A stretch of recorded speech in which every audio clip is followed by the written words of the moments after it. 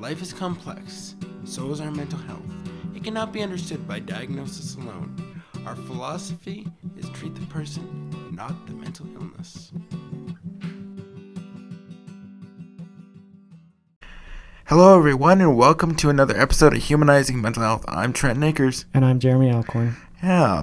So, Jer, when I say the word boundary to you, what's the first thing that comes to mind? Yeah, well, for me, automatically, of course, I go to the notion of some kind of interpersonal boundary. And I think about somebody is setting a boundary. In other words, they're stopping someone else, an external position of not liking what someone else has done. Yeah, so it's about impeding another person. And, you know, when I hear that, I was listening to a psychologist a little while ago.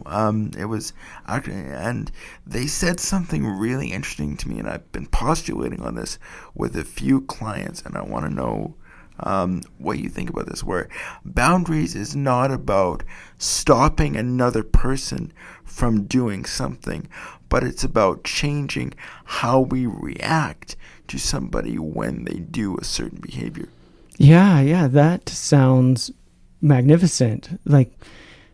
Because for a very long time, as I've been, looking at my social media stream and so forth, you keep hearing this thing about setting boundaries, and it really actually seems like someone is trying to control another person with their boundaries. Or you could even say control another person with their feelings, which is actually very unhealthy. Yeah, absolutely. Because we talk about not feelings aren't facts, as we've talked about before, but it doesn't mean that your feelings aren't valid. Right. And by putting up a boundary like that, you're basically saying your feelings are not valid in this situation because of how they impact me. Right. Yeah, exactly. It's like my feelings are more important than your feelings. And that position that feelings are not facts is really comes to a place of what you're feeling is okay and true. What I'm feeling is okay and true. And then if boundaries are a part of that and people are trying to set boundaries in that situation, then you're just going to actually have a fight, a war. Yeah, and I think that's where we go back to a lot of our basic things of, recognizing what your feeling is, like where we talk about primary and secondary emotions, getting down to the root of that, and then asking ourselves, when I have this feeling, what do I need to do with it? What is the responsibility that I need to take in this? Not the responsibility that I'm going to then foist onto others. Sure. And then sometimes I've heard people make statements to other individuals that are about they're in an interpersonal relationship, a marriage, and they're talking about a wife in a heterosexual marriage, and they're talking about giving them advice around what you need to do to set boundaries with your husband, and very confrontational things in situations that actually are maybe very volatile. And when someone tries to set a boundary in that situation in saying, hey, you have to stop how you're acting, then it's dangerous. Actually, she may get harmed severely.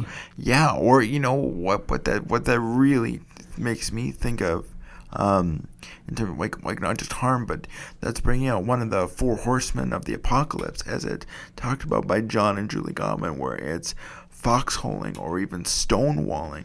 Yeah, for sure. And so I'm not saying to that person that would be in a dangerous or violent situation not to set boundaries. Just that's not the way to set those boundaries. You may have to have a very severe or serious set of boundaries that are actually about a safety plan, not a confrontation. Yeah, well, because if you think about depending upon the person, if they have emotional volatility, and then you put that in place, who knows how they're going to react to that. That emotional volatility may then be expressed physically. Yeah, exactly.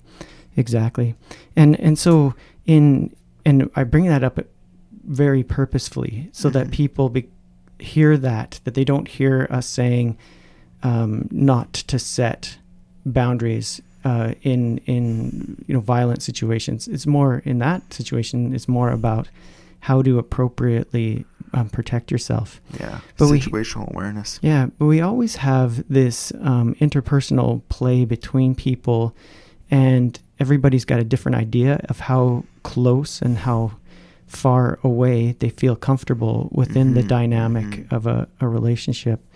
And so usually when someone says that person has no boundaries, they're talking about that person actually overstepping their own boundaries. Yeah, well, and I think too, like as you say that, it comes down to really working with sort of the like the ARC method. Like, cause you can talk about like the I feel, like doing I statements in terms of I feel, where it's with the ARC method, where it's like A would be like bringing up the issue, C would be in terms of like what we need to do about this, or C would be collaboration, and R would be recognizing. Sorry, I kind of did that a little bit all over the place. Let me back up here. Go ahead, man. Shoot. Okay, so A would be like where you're bringing up the issue itself, like for example, Acknowledgement. Thank you. That was the word I was looking for. Acknowledge the issue, recognize what's going on, and then C is collaborate on a plan. So acknowledge, like for example, I feel like you're taking up a lot of my time. Recognize the fact that I should have brought this up sooner, because I want to make sure that our friendship stands the test of time and that it's healthy for both of us. How can we collaborate on something where you feel like your needs are met for closeness, but I also feel like I have time and space for myself? Wow, that actually is really beautiful. I found it difficult to the I statement process. I found difficult in that while you're taking responsibility, the I statement sounds almost narcissistic. Like, this is about me and you need to change because of something that I feel. But the way that you did that did not convey that at all. Yeah. It recognized that the other person was doing something that you didn't fit for you, but really was a collaborative statement. Yeah. And I mean, right there, I mean, if you really look at that, like with that collaboration statement, you may not be overtly stating your feelings, but you are, and you're also giving space for the other person too as well. Yeah, for sure. That worked really well, surprisingly to me, because I've actually been very opposed to the idea of I statements. It's like, I don't need to say I'm just going to take responsibility for my part without making me the most important thing in this situation. And yet the way you did that was wonderful. Yeah, but too, I mean, even if that is wonderful, with some people and even with myself too, we can have a lot of guilt and shame that can come from wanting to set boundaries. Yeah. And I think for a lot of us, when we look at the idea of guilt and shame, they can almost be mixed together, and it can feel like, they're almost the same thing, but they're actually really two distinct feelings, where shame is something that comes from outside of us that can be transposed upon us, and guilt is something internal. Is that how you understand it as well? Yeah, that really does resonate, because when an individual, say I was a manager at at Alberta Health Services or some mental health place, and I've asked one of my subordinates to complete a task. They failed to have done that, or they didn't do it in a timely manner or whatever. I need to talk to them about it. So I come and I talk to them, and I say, what happened? I needed this to be done at this period of time. Now, the person, as soon as there is a shame behavior, so as soon as they say, and you see the shame behavior, you know that you've already held them accountable. So then they say, I had this other task, and that really had to be done as well. So from my position as a manager often would say, well, I don't care, don't make an excuse.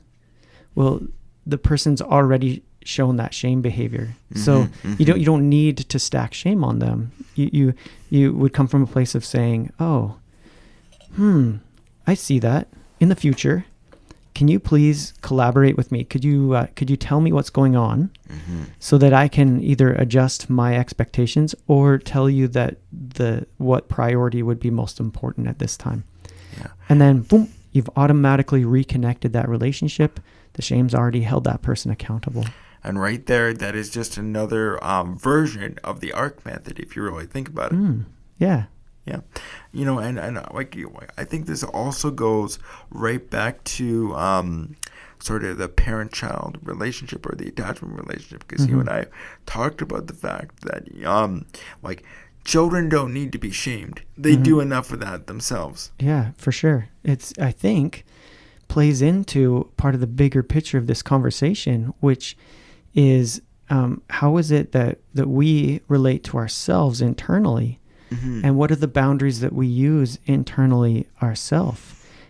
Because, as you say, that we learn to punish ourselves.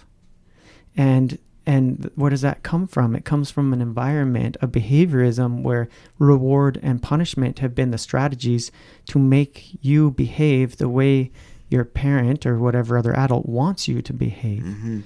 And so then we get instilled this punishment mentality inside of us. In fact, it makes me remember just recently I was at a friend's place in Edmonton, Menno, that was on the tribe. Yeah. And he said, just out of the blue as we're talking about things, he said, good people usually find a way to punish themselves. And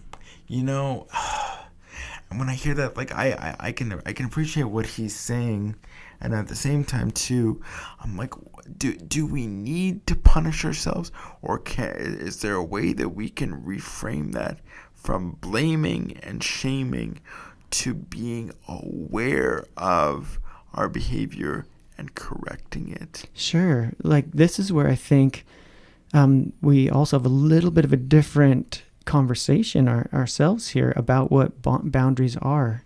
That boundaries are recognized when someone has overstepped something that we're not comfortable with, but we are not really looking at our own boundaries in terms of how am I holding myself within, and how am I holding myself within that is someone else has a problem, and how responsible do I feel to fix it? Yeah. What is my role in this? And and sometimes too, like when I hear that, the first question that comes to my mind is that when I want to fix it, or I feel a drive to fix it, what is that drive from? Is that a drive to feel needed? Is that a drive to feel responsible? Right. Motivation is entirely part of this, right? Does it come from, just as you described, does it come from underlying position of guilt, that I am a bad person innately, and I have to prove that I'm a good person constantly? And I mean, like maybe this is I'm like slightly different, but I don't know why it comes to me, but it's almost like the idea of imposter syndrome, where some people like they feel like they need to do this because they need to prove themselves worthy, and if I don't do this well, and if I don't help this person, then I'm not good enough. Yeah, absolutely. So our motivation to help someone, and this world really does need people that care about each other and that are helping each other. But in the internal boundary, going, what are the boundaries that I have around my motivation? Do I see someone and go, you know what?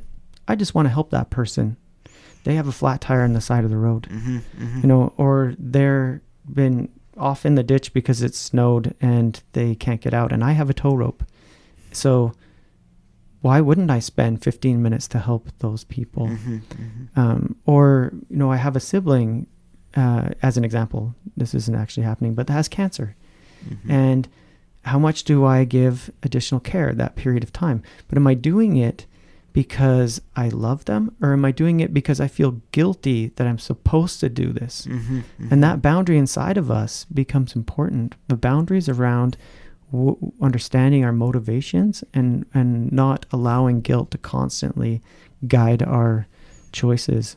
Yeah. Okay. And then here's the thing that you have to ask yourself too, because I wonder, like, what is healthy guilt?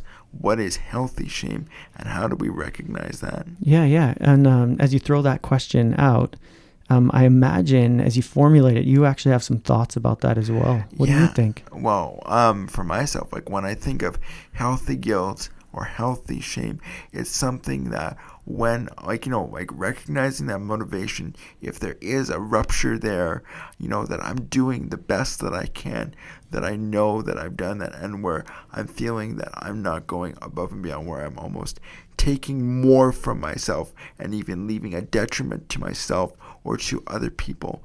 Like this could almost even go back to burnout in terms of like when you're at a job because you feel guilty or you feel shameful because I have that responsibility. Yeah, totally makes sense. A couple of things come to my mind. I think that guilt is part of that internal boundary system, and it shows up when there's some kind of rule that you have that's been broken, and it's telling you you've acted against your rules. Often, I think that is the case much of the time. The struggle is then, is it a good rule? Maybe it is. Does it apply right now? Those become important questions. Does this rule apply right now? And if the answer is yes, you go, okay, so I know why the guilt is here. And if I line back up with what I feel to be right, then this guilt should settle down. And it's okay for me to let it go when I've lined back up with my rule. But the other thing is it a good rule? Yes. Does it apply in this situation? No. Well, then I need to not use that as a motivation anymore. I need to be able to go, okay, I can let this go. In this particular situation, this doesn't apply. For example, individuals that have a very strong moral compass, they're in a divorce situation, and the other party is high conflict, and they're trying to come to common ground, commonality, honoring that. Well, it's a good rule and applies across most of your life. But in this situation, it won't work. You're just going to be a doormat. So you can let go of the guilt, and you can let your lawyer do what your lawyer needs to do. When I almost think about that, because you talk about, is this a good rule? And I'm really judging it. I almost think of like Gestalt, where the idea is like when you would Gestalt, you would go back and forth, but you could also bring in the third person, which is your own internal judge, and think to yourself, like, if I were to bring this to a judge for a summary judgment, what would a judge say, and how would they come to that conclusion? Yeah, for sure. Of course, there's one more possibility. That is, you examine the rule and you go, this rule's garbage. This has been implanted in me from maybe even before I can remember. But it's constantly causing me guilt, and it just simply doesn't work. Then I got to do a deeper process of being able to let go of that rule. To let go of the rule means you got to actually define a new one. Or what I would say, from an IFS lens is like, look at like when that rule was implanted at what age, and then go to that younger self and help it to recognize what's going on right now. And that perhaps it was needed in your history to survive. Absolutely. But it's okay to let it go now because it's not serving you anymore. Absolutely. Yeah. Wow, we've had a really in-depth conversation so far. Yeah. And I think I'm very hopeful that people can connect to this because right now we have such a divisive world, and the individuality that is pushing people away. Well, if there's anything that we need at this time, it's actually for more people to find commonality. And part of that becomes understanding that you have the ability yourself to set a boundary that is within you, that you don't even have to communicate to another person. As you start to deal with how that relates with that other person, outside of course, some kind of harassment or bullying or violence. Those situations are different than what I'm talking about. Absolutely, and I think another thing to really point out is that rules are not set in stone, that they are a living document that can grow and change and adapt with your life as needed. So, I mean, you have to ask yourself, like you said, when is this necessary, and when do I need to find a new rule that fits this unique situation? Yeah, for sure. I mean, one of the things I think this conversation has been so poignant, for me anyway, is because this has been really part of my own process. And growing up in the 90s in a very peer oriented environment, and likely for myself, recognizing that you become like the people that you are most attached to. And while I had good friends, they didn't know how to be an adult. And so I truly believe that I grew up learning how to become a teenager, not how to become an adult. Absolutely, yeah. You only got half the book. And so that internal process of how do boundaries work between people, it takes a much more mature person to emulate that to a younger person. And so then I feel that much of the world, actually, and this is my opinion, but had much, especially in our Western world, a much similar experience to me, that their attachment orientation was to their peers. And so a lot of people, I don't think, understand how boundaries work, because they feel like if I set some sort of appropriate boundary, then they feel very vulnerable to loss of attachment. Yeah. Well, and then you also have to ask yourself, and I think that this is a poignant question, is that if that person chooses to end that attachment relationship with you, is that somebody that is truly healthy, or that truly valued who you were as an individual? Sure, because in your life, I believe that that's a skill that you've built in the nature of just the number of people that would be connected through your care and so forth, that you build relationships, and then there's ruptures in those relationships because they go away to somewhere else, they move, they go on to other education or whatever. And sometimes that actually hasn't been smooth, like where the other parties have not been very compassionate in the process. Oh, absolutely. And and the thing, and when that happens, and I think that this is really poignant for a lot of people, is that you can try and be as compassionate to the other person in this, but you also have to ask yourself, how much longer am I going to hold on to this if they're not invested, and how can I be compassionate for myself? Right. It becomes, those boundaries sometimes become a shield that protects you. It protects your self-worth. It protects your sense of value, your sense of esteem that you hold within yourself, that it no longer is about just other people in the world. Yeah. And like when I hear, and I mean, maybe I'm pivoting a little bit, but I think too, this also comes down to, how am I talking to myself, and what is the value that I put in myself? Like when I say, because when you say self-esteem, that comes from self-talk. So like when we're looking at boundaries too, we also have to think about ourselves, is that am I looking at myself as a person that is worthy of boundaries, that is worthy of being treated properly? And if not, where is that coming from? And how can I, or what would it mean for me to shift that language? In fact, a slight tweak on just what you said, and that is, I would think that some of those internal boundaries that are set with myself are, how am I talking to myself? I'm going to set some boundaries around the disrespect that I give myself. I'm going to set boundaries with myself to say, no, I'm not allowed to disrespect myself that way. I'm allowed to grow. I'm allowed to make mistakes. I'm allowed to understand those mistakes and to change, but I'm not allowed to just torment myself. Absolutely. And like right there, when you say that, and I think you and I have talked about this before, but it's being that internalized attachment figure for ourselves that maybe we haven't had before. Yeah, for sure. That, I believe they call it reparenting. Oh, absolutely. Yeah, yeah.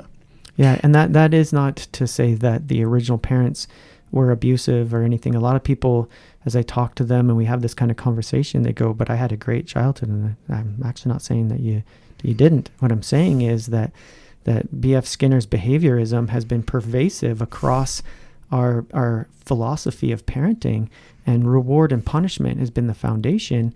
And that means that love is conditional. And it means where do we get this internal process of punishment? Well, we were taught to punish ourselves by our society. Absolutely. Like, what was it? I was reading, was it a quote by Irving Goffman or whoever it was? But the quote went, our personality comes from and is determined by our socialization. Yeah, right. Yeah. It's always one of these tricky things, right? That is like nature and nurture, because you see infants when they're very first born have different kind of personalities already, different ways in which they relate. But one of the things I think we miss is that actually they've spent 9 months in utero, and there's been an environmental impact that's been happening that whole time, based on what has happened, what kind of stresses mom is under, what supports does mom have, what is her own experience with being pregnant, and was it something that was a joyous experience that they were attempting to try to have children? Did it come out of the blue and all of a sudden it's entirely changed her life? There's all of these things that are associated with that before the baby's born. So it is an interesting thing. I think that we get stuck often in the genetic piece that then doesn't allow us flexibility. Yeah. It's again, it's almost like you're not tabula rasa, but that you've already been written. So he or she or they were born as a good baby or as a bad baby or whatever it is. Yeah. And I think that what it is, and just based off of what you're saying, is that these characteristics come from in utero, but then are expressed or are heightened or dampened depending upon the environment that they're raised in and then the various types of socialization that they have. Yeah, like I really like the example that Daniel Siegel gives of the library. Oh, yeah. That our genetics are a library, and that only the books that get checked out actually make any difference. Books that sit on the shelf don't do anything. And how do they get checked out? By environment.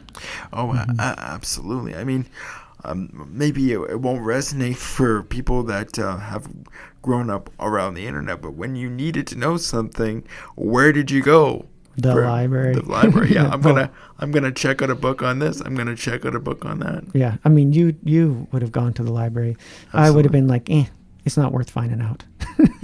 Yeah, or I'll read the Reader's Digest version. Yeah. I mean, at least that was my teenage self. Would have been like, yeah, I'm wondering about this, but since my buddies don't know because I asked them, I'll just let it go. I'm not going to the library. Yeah. Fair enough. But later on, you did. Yeah. It came a place in time where I became very interested in engaging in this particular field that we were in, and knowledge is power. Absolutely. Absolutely. Yeah. So, kind of seems like we're winding up a little bit. Just kind of reflective thoughts. What are you thinking about our conversation, Trent?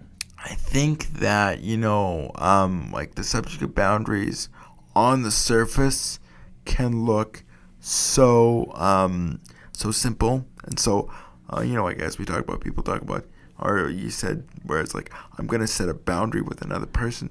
But, really boundaries are not just keeping people out, but it's also keeping ourselves in and protecting and loving those parts of ourselves that are within those boundaries, almost like you would do with animals in a pen to keep them safe. Yeah, absolutely. And I think the summary that I will give is I have learned to not use my boundaries to control other people with my feelings. Mm-hmm.